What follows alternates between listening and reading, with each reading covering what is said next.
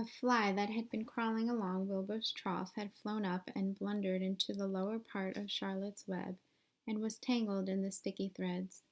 The fly was beating its wings furiously, trying to break loose and free itself. "First," said Charlotte, "I dive at him." She plunged head first toward the fly. As she dropped, a tiny silken thread unwound from her rear end. "Next, I wrap him up."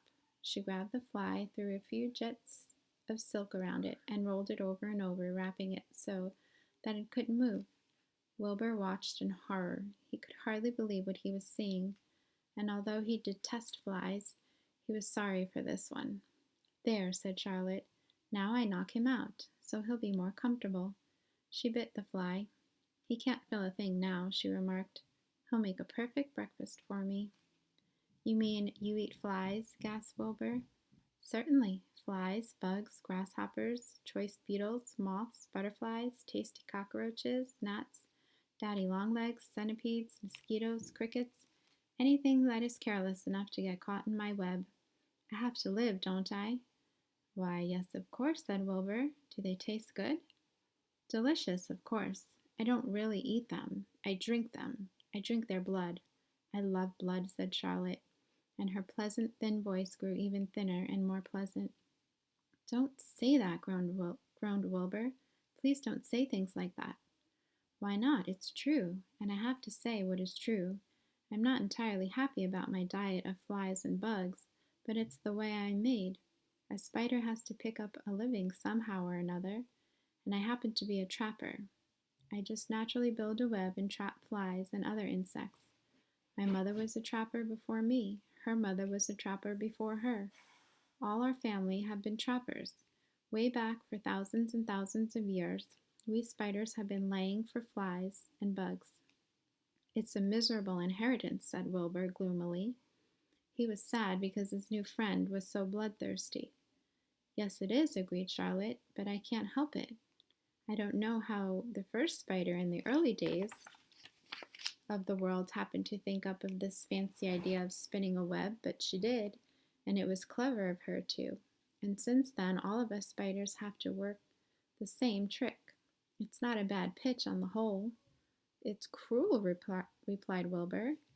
"You did who did not intend to be argued out of his position." "Well, you can't talk," said Charlotte. "You have your meals brought to you in a pail. Nobody feeds me. I have to get my own living. I live by my wits. I have to be sharp and clever, lest I go hungry. I have to think things out, catch what I can, take what comes. And it just so happens, my friend, that what comes is flies and insects and bugs. And furthermore," said Charlotte, shaking one of her legs, "do you realize that if I didn't catch bugs and eat them, bugs would increase and multiply and get so numerous that they would destroy the earth and wipe out everything?" "Really?" said Wilbur. "I wouldn't want that to happen. Perhaps your web is a good thing after all." The goose had been listening to this conversation and chuckling to herself. "There's a lot of things Wilbur doesn't know about life," she thought. "He's really a very innocent little pig. He doesn't even know what's going to happen to him around Christmas time," he said. "He has no idea Mr. Zuckerman and Lurvy are plotting to kill him." And the goose raised herself a bit and poked her eggs a little further under her so they would receive the full heat from her warm body and soft feathers. Charlotte stood quietly over the fly, preparing to eat it. Wilbur lay down, closed his eyes. He was tired from his wakeful night and from the excitement of meeting someone for the first time. A breeze brought him the smell of clover and the sweet-smelling world beyond his fence. "Well," he thought, "I've got a new friend, all right. But what a gamble friendship is. Charlotte is fierce, beautiful, scheming, bloodthirsty, everything I don't like. How can I learn to like her, even though she is pretty and, of course, clever?"